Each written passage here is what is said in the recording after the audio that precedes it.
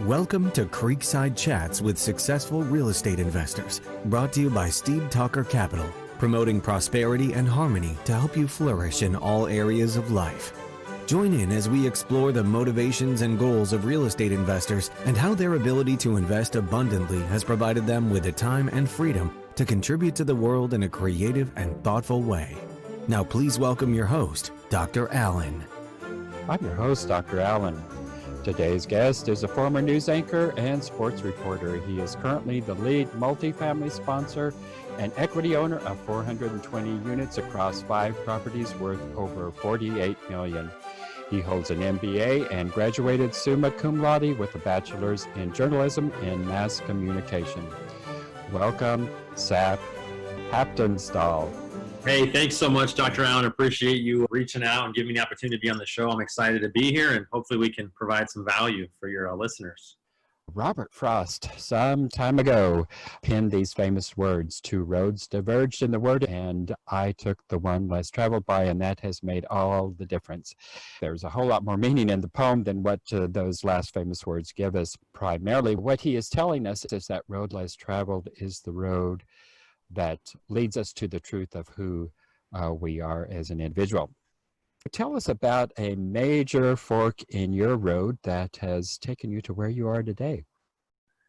That's a good reference, Alan. I've had numerous forks. The biggest one that has impacted the highest velocity of my personal growth has been the fact that I was in healthcare marketing, hospice sales, doing pretty well. I was very blessed to do well there, but I just got burnt out, and I was working crazy hours. I didn't feel like I could rise to new challenges anymore. I decided in January 2018 to resign and sell my equity in that company. My goal was to create passive income just to gain more control of my own time and freedom. I had no idea, Alan. I didn't know what I was going to do. I didn't have a plan. I was just like, I want to somehow do it in real estate. So I resigned.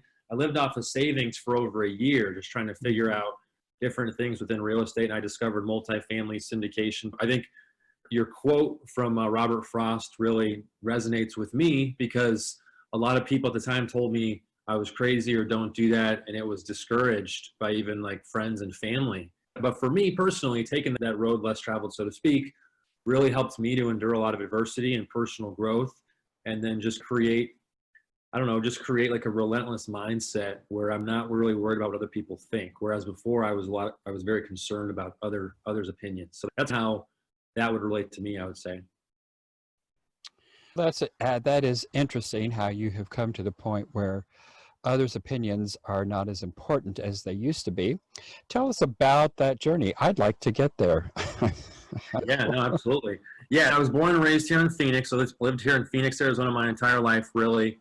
I always tried to do well in school. I had a football scholarship to a small Division II school at a high school. So I was like 17. I moved to Colorado, and that helped me to grow as well. Not knowing anybody, I realized I wasn't going to make the NFL, and I wasn't good enough or big enough. So I came back and I got a degree in sports journalism. I wanted to be a sports reporter. I thought, that's what I want to do. That's my passion.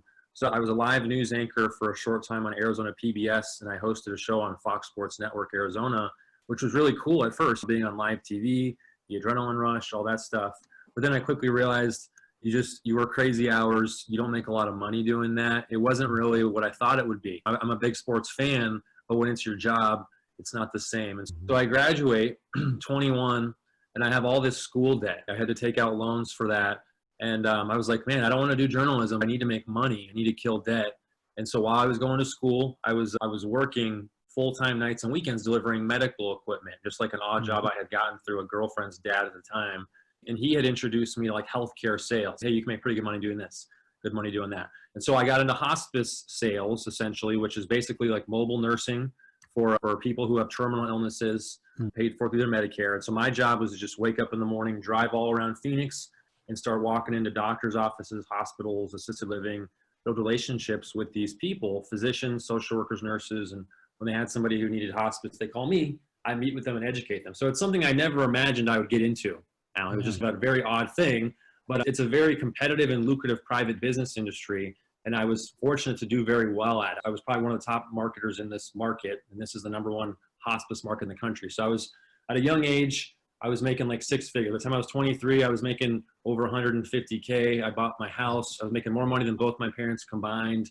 By the time I was 24, 25, I was making over 200K. I had my MBA, paid off all my debt. So I was very blessed to have achieved those goals. But then it's okay, what's next? And that's what led me to trying to create passive income, because I felt like I was just in a rat race, so to speak, always chasing the next commission. What have you done for me lately type of deal. So 2018, like I said, I resigned. I left that job, left that industry, and I was just living off savings. And it was very challenging. It was tough personally, because I didn't know anybody in real estate. I don't have any like rich family members. I came from like lower middle class family. I had about a little over 250K of cash that I had just saved and made from selling that equity. And so I was looking at flipping homes. I was looking at mobile home parks, and I was just all over the place until I discovered multifamily and learned about syndication. So I just started to immerse myself in books, podcasts, and then I started to cold call people, meet with property managers, brokers, etc. Started going to conferences, and it was very challenging because it's just such a daunting industry to get into with the big numbers and the big buildings. But long story short, 10 months from quitting my job, we got the first deal under contract, and we closed on it 14 months. We acquired the first deal 14 months after I quit my job. I made no money during that time. I just burned through savings, and I was all in. Okay, then I sold my house. I took that cash and leveraged it into some other assets, and we caught momentum. And so since February of 2019, last year, we've acquired the 5 assets, which was 48 million total, through a combination of syndication and tenant in common structures. That's really pretty rapid progress, actually, in this industry. 10 months to your first deal in syndication without having any real estate background whatsoever. That's really pretty rapid progress there. Most people don't progress quite that rapidly and quickly. So kudos to you for that. Just curiosity, where'd you go to school in Colorado?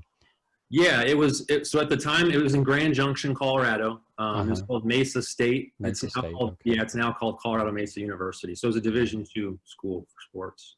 Yeah, I'm from Colorado, and I went to Adams State for my master's program. And there you go. Okay. Yeah, so familiar with the Colorado educational system there. Yep. So talk to us about this time period. You said it was difficult. You actually had a sales background, so you had some experience in cold calling, reaching out, and doing those kinds of things. So it wasn't totally and completely a foreign environment for you. But talk to us about the challenges and difficulties you actually faced during that 10-month period, and how'd you deal with them? How'd you overcome them, and what have you learned from them? Absolutely. Yeah. Great question, Alan. And honestly, it was even longer than a 10-month period. It was really well over probably a year and a half, just because I was still not making money, even though you get these deals. But basically, like you said, I had a sales background. So you would think that I would be confident and totally comfortable, but I wasn't. I was terrified. And by nature, I always grew up through school and high school, I was very introverted, self-conscious.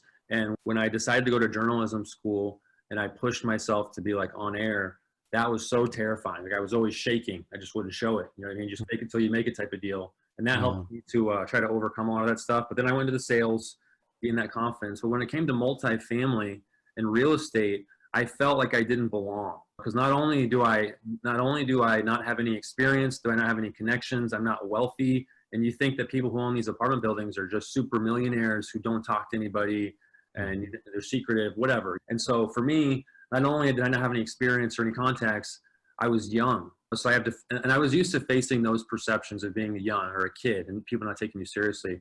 So for me, it was really tough, because it's like, how do I get to the point from learning the actual content, like listening to podcasts like yours, Alan, and reading books? You can learn how these deals kind of work and the basic structure, but you'll never actually know how the details until you immerse yourself into it and you go under contract and you have the adrenaline and the stress of having to raise money and close. And so for me, it was tough, because I would wake up every morning not knowing exactly what to do that day. It's like when you have a job, you wake up, and depending on what type of job it is, you have some type of task or goal to achieve that day. And the paychecks are coming in. And for me, I was making over 200K a year. I was getting nice paychecks every other week and a monthly bonus. And now, not only was I not getting paychecks, but I was burning through savings. So I had spent over 4 years like living the Dave Ramsey lifestyle as a single guy, just killing debt and being super frugal to save up my cash. And now I felt like I was wasting away those years because I was burning through the cash.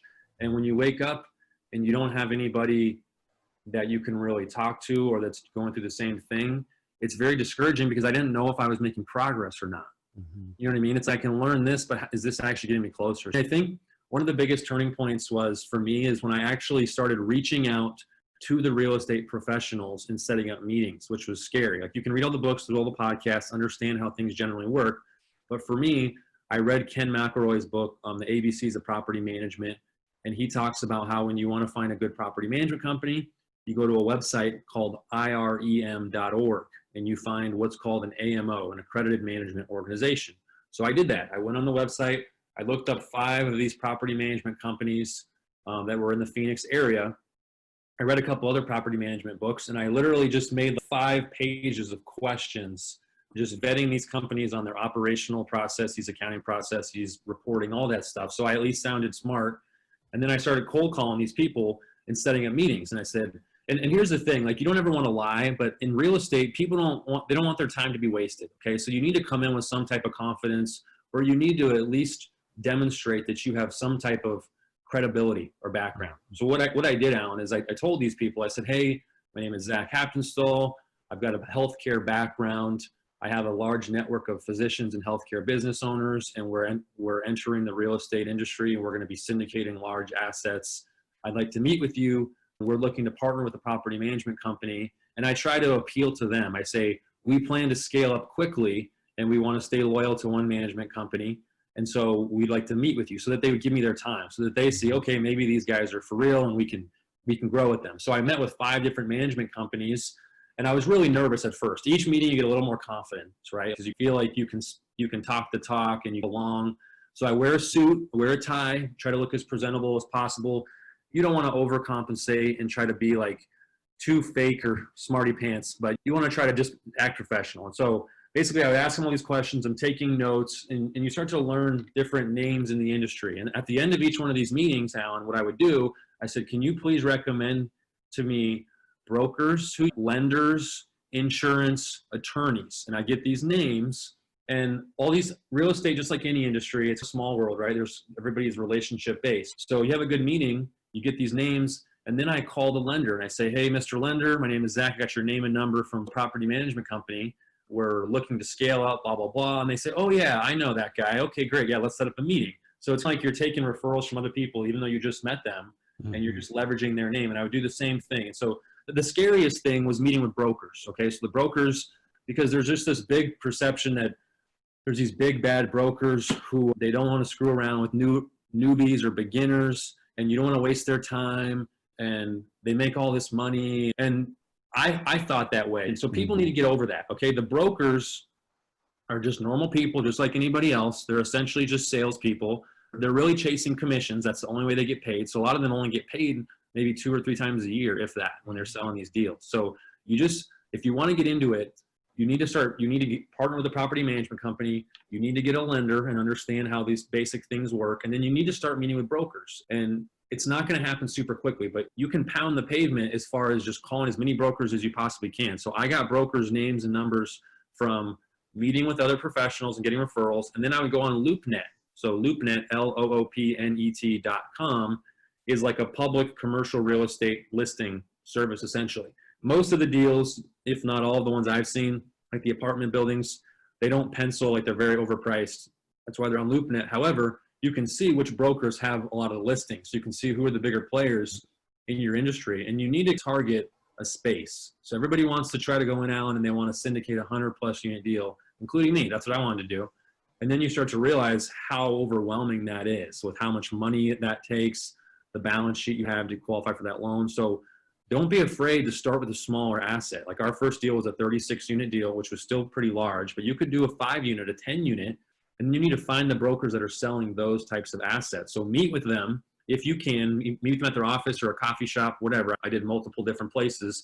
And you just want to introduce yourself. And when you're going to meet with the broker, you don't want to waste their time, but at the same time, don't put them on a pedestal. They're just people, and they're not usually as busy as you think. Okay, so they want to meet with people, and you just need to tell them about your background. Say, hey, this is our criteria. this is my network of investors. Even if you're not confident that you even have a network of investors, you need to demonstrate some type of confidence. Okay. So what I did every single meeting, I wore a suit.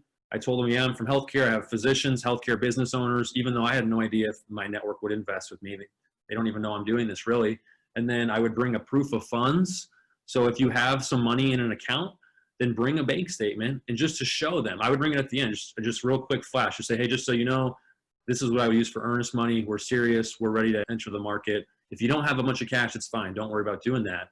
And you just need to tell them your criteria. Okay. You say, we're looking for a $1 to $2 million deal in this sub-market, B class, C class, value add, so that they know that you know what you're talking about. And then start dropping names. Like, yeah, we're working with ABC Property Management Company and XYZ lender, so that you start to use names and they're like, okay, maybe this guy is for real. They have different professionals they're working with.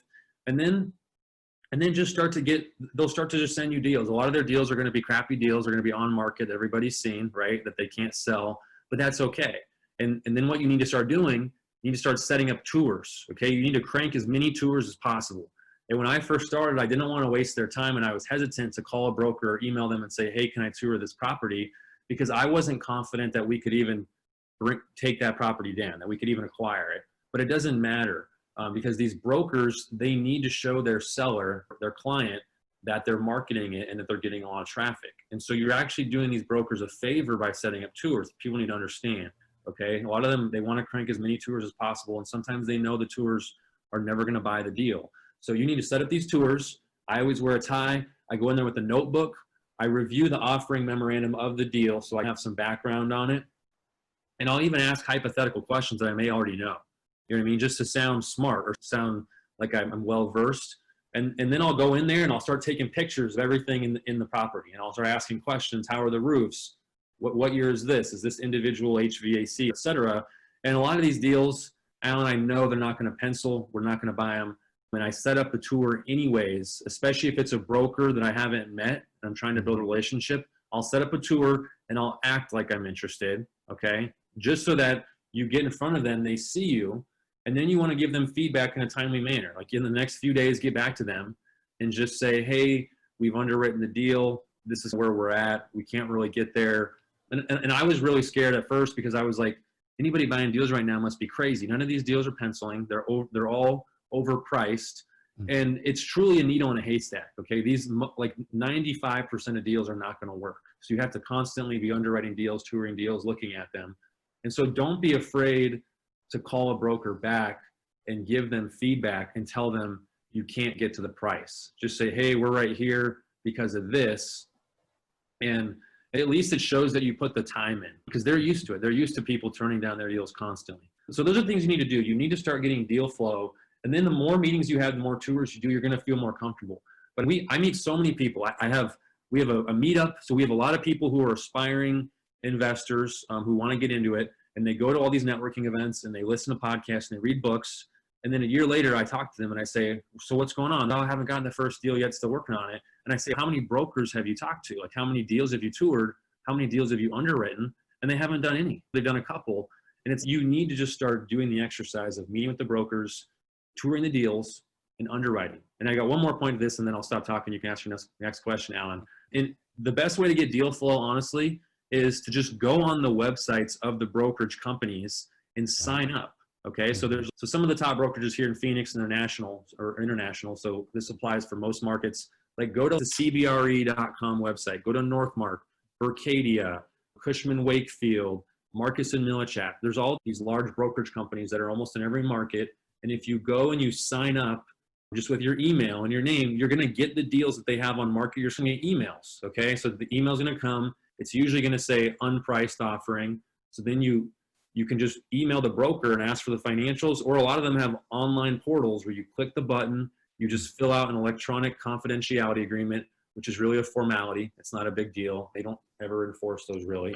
And then they'll send you the financials for the deal via online. So a lot of times you don't have to communicate with the broker. And that way you can start underwriting deals and practicing and exercising. So do not hesitate to call brokers, meet with them, tour deals, get the financials, underwrite, and give them feedback. Because the more consistently you do this and you give these brokers feedback, they're going to start bringing you deals, okay? Because a lot of people just don't follow up, and most people don't even do this. And that's why they're not getting deals. It's really a volume game. I think we underwrote over 40 deals and toured probably at least 10 before we got our most recent deal from the last one. So it just takes time. Yeah. Wonderful advice, and certainly good advice for those who are in the process of just getting into the business. So you talked a little bit, you mentioned the fact that growing up you were a real introvert, and that even going live on live television, that it was a terrifying experience. How did you learn to take particularly the introverted personality and convert that into, you can't change a leopard spot. You're still an introvert the same as you always were. How do you find a successful career as an introvert in a high pressure environment like real estate? Yeah, good question. You have to really push your comfort zone. The only way to do it is kind of jump into it. Like with the news thing, what I would do is I had a friend and she was like a producer, and after hours I would go sit at the news desk, and then she would feed the teleprompter with different example stories. And so we weren't live, but she would record and I would practice. I would practice going live, reading the teleprompter with my suit on under the lights at the desk, and I would just do tireless practicing and watch the recordings before I ever went live, so that I could start to modify some things with my body language, facial expressions, things like that. So you can always practice and you can simulate it, and you can envision in your mind how it's going to be. You can run through these scenarios in your mind, and if you can envision these positive outcomes and you have positivity and you're not afraid to fail is the biggest key, Alan. You cannot be afraid to fail. You can say, okay, what if I get nervous and I look like an idiot? What's the worst that's going to happen? They think I look like an idiot. Who cares? You know what I mean? So that's what you have to get over, is you have to not be afraid to fail and not be afraid. And it's easier said than done, obviously. And it's something that you have to do consistently. Otherwise you'll lose it. You know what I mean? With anything, you know what I mean? I went from, so in the healthcare scenario, I went from being like a salesperson, driving around, talking to multiple people constantly every day, to just being a hermit for over a year in my house for the most part, because I didn't have a job. So now I'm like just on the computer. I wasn't talking to people. So then when I had to go reach out to real estate people, I felt like insecure and self-conscious, because I just wasn't used to talking to people. And so it just comes to pushing your comfort zone. And you can read the books, learn the language, try to sound educated, but it comes down to just immersing yourself and doing it. And you have to overcome the fear. So like one thing I do is like breathing exercises. So if I'm getting nervous, you can do this in front of people without them even knowing. You just close your mouth and you inhale deeply, slowly through your nose. You don't have to make any sound. And then you slowly exhale through your lips. So that helps a lot, because it helps to calm your heartbeat, your heart rate, and it helps you to breathe, so that when you're speaking, you just sound more calm and collected. And what I've realized is that you don't actually sound as nervous or scared as you think people perceive you to be. So the more you do it, you might start to feel nervous, but they can't tell, okay? And start to get feedback. So if you're ever in front of a small group of people and you feel nervous, well, ask somebody, hey, how did I do that? I seem nervous. And a lot of times you'll be surprised. They say, no, not really. And so it's just repetition and it's practice. And so with real estate, like being introverted, it just comes down to consistency, repetition, doing it a lot. And then for me, like one of my big things, Alan, is that it's all about daily habits for me. Okay. And what I mean by that is there's a book, and I always tell people about this book. A lot of people have read it. It's Miracle Morning. I read The Miracle Morning for Millionaires, which is like a spinoff of it by Hal Elrod. And it just basically talks about a morning routine. If you do every morning, helps to get your mind in a proper state to take on challenges. And so basically there's an acronym for it called SAVERS, but essentially what it is for me is I go to bed really early. I shouldn't say really early, like 9 to 9:30. And I used to stay up really late, and I wake up early. So I wake up at 4:50 a.m. every day. I drink a bunch of water when I wake up, brush my teeth, do all that stuff. I meal prep my breakfast for the entire week, every weekend. So I already have my breakfast ready to go. It's like turkey bacon, eggs, and then toast with almond butter. And so it's already in the fridge. I just throw it in the microwave, and that's ready to go. I make my coffee. And then I'll go into like my office and have a little bit of quiet time where I pray. So I'm Christian. I'll pray, I'll meditate, journal. about what my goals are. It doesn't have to take long. It could take 5 minutes, this whole process of the journaling. And I'll just take deep breaths, relax, think about things in silence. And then I'll do a quick workout. So like Monday through Friday, I do a quick cardio workout at my house. And it's just high intensity to get you breathing, get your endorphins flowing. And then I shower. Okay. So when I do those things, I just feel a lot more calm. It like relieves anxiety, and it allows me to take on challenges, social situations without feeling so stressed. If I don't get a lot of sleep, I don't eat very well in the morning, and I'm not very well hydrated, I feel anxiety. You know what I mean? I feel like I feel nervous in simple social situations, and I feel off, and my mood is not right.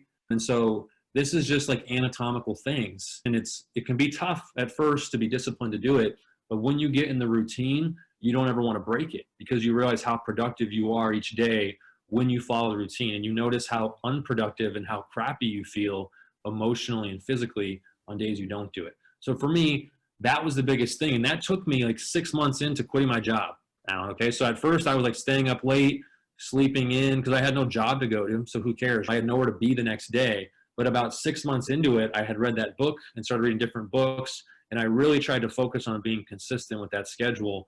And that just made all the difference. You know what I mean? Where I just come out in the morning, like hungry, aggressive, ready to take on challenges, make a list and start just pounding the phone and not worrying about whether or not I fail. And so those are the biggest things for me, is just like the breathing exercises, the discipline, the consistency of your habits can make all the difference.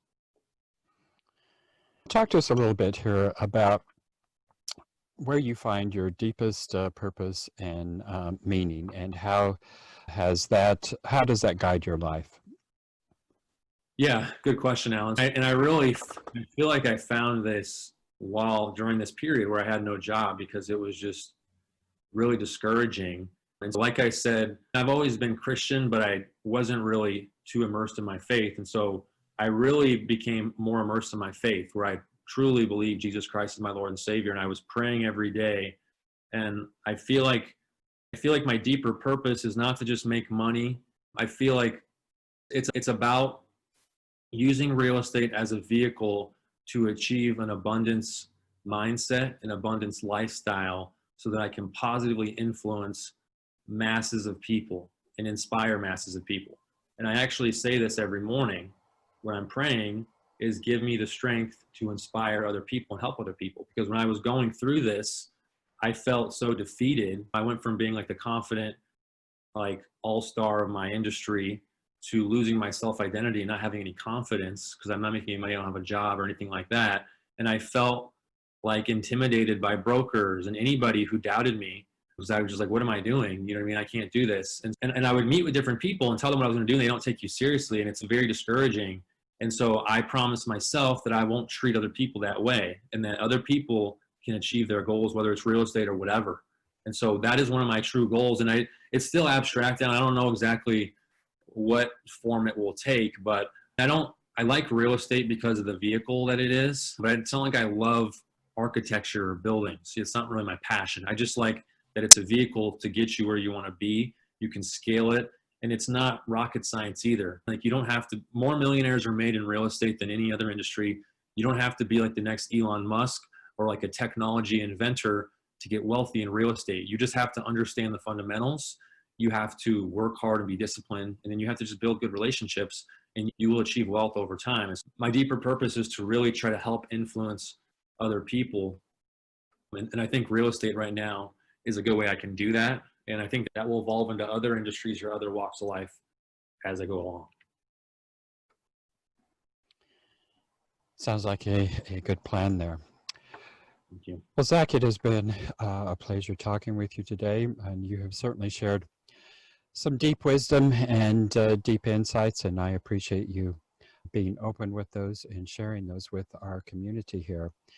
So, Zach, just for a moment here, just share with our viewers and listeners how it is best to get in touch and connect with you. Yeah, thanks so much, Dr. Allen, for having me. I really appreciate the opportunity. I'm happy to help anybody I can to try to give you guidance or insight if I can help. You can email me. It's Zach, Z-A-C-H, at zhmultifamily.com. No hyphens or anything. or you can go to our website, zhmultifamily.com, and there's like a contact us box where you can fill that out and set up a call like with a calendar link. And then I'd love to get on a call. So yeah, you can do that. Well, Zach, I appreciate you being on the show, and it has been a pleasure visiting with you today. You too, Dr. Allen. Thank you so much. God bless. Thanks for having me on. I appreciate it. Thank you for joining us on Creekside Chats with Successful Real Estate Investors, brought to you by Steed Talker Capital. For more information, as well as access to our free ebook on enhancing your well-being through real estate investing, be sure to connect with us at steedtalker.com.